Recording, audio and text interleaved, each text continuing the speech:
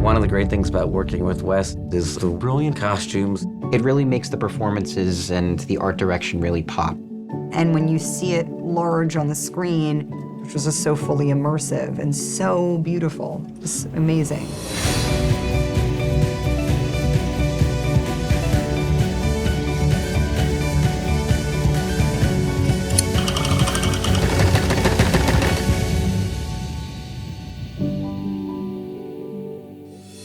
Hello, Focus Fashion fans, and welcome back to Dress, a series that celebrates the costumes of Focus Features films. Today, we are heading back to the 1950s to check out the quirky candied color costumes of Wes Anderson's Asteroid City.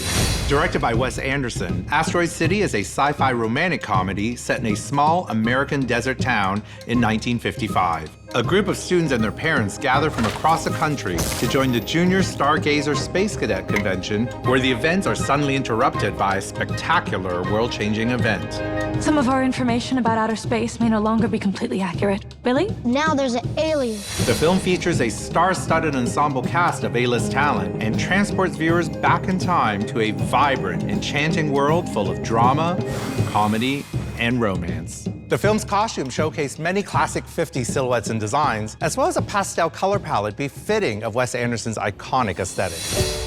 Let's go take a look. So as the cast of characters descend onto Asteroid City for the Junior Stargazers Convention, we meet General Gibson. Each year, we celebrate Asteroid Day, commemorating September 23rd, 3007 BC, when the arid plains meteorite made Earth impact. And you can see his military costume here has a lot of the classic details of what a military costume would have been back then. The stars, the military lapels, the red trim, every single patch and every single pin is custom made for the movie. What's happening now? I don't know. Next up, we have a costume worn by Hope Davis, who plays the mom of one of the Junior Stargazers. How long can they keep us in Asteroid City, legally, I mean? These are classic 50 silhouettes. So the skirt is a mid-calf length, which is very befitting of that time. Also the fitted shirt, you see the puckering and the detail right here. Even the subtle plaid is a nod to the 50s. And this is why I love the world of Wes Anderson. So while Hope's character is not related to General Gibson, you can see the inspiration behind it with the desert tones inspired by the desert location that they're in. And you can also see the tones in the military outfit worn by General Gibson. That's correct. It's true. So here we have a costume worn by the assistant to General Gibson, so you can almost see it being the junior version of what he wore. Again, inspired by the desert colors, the red trim, the buttons, the emblems that were created especially for this movie. And if you look at the patch carefully, all of those details are incredibly intentional. The costume designer and Wes worked very closely with the production designer to make sure all of this artwork is again translated throughout the entire film. You took a picture of me. Uh-huh. Why? I'm a photographer. Make me a print first, to approve. Uh-huh.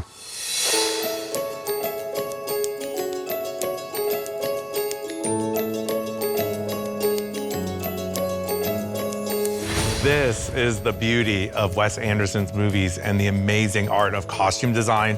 Now, these are the two lead characters, of course, Jason Schwartzman. He plays a war photographer, Augie. And we have seen so many variations of this desert tone. Jason basically wears a variation of this exact same thing throughout the entire movie, but he makes it look uber cool. You have all the safari details, you've got the khakis.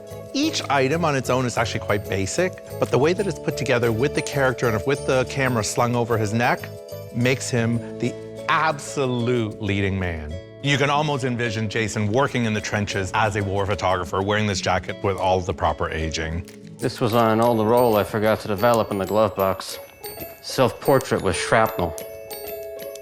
I did a USO tour once. It was thrilling. And then you get into our lead female character, of course, played by Scarlett Johansson. She is a movie star. Who hit you? Nobody. It's grease paint to feel like my character. Oh. This is a quintessential 1950s fashion silhouette. Everything about this silhouette reeks of the 50s. The drape, the self-belt, you've got the tiny waist, you've got the fit and flare, and of course the mid-calf with the pearls. Those details are super specific. And of course a pop of color comes through with the hand-painted images of the cactus flowers circling this entire dress. And that is absolutely signature to Wes, and of course his inspiration for the entire location of Asteroid City. What a strange experience this is, isn't it? Let's change the subject, shall we? Thank you for joining me for this episode of Dressed. I hope you enjoyed the meticulously curated collection of costumes from Asteroid City. I can't wait to see you all next time. Until then.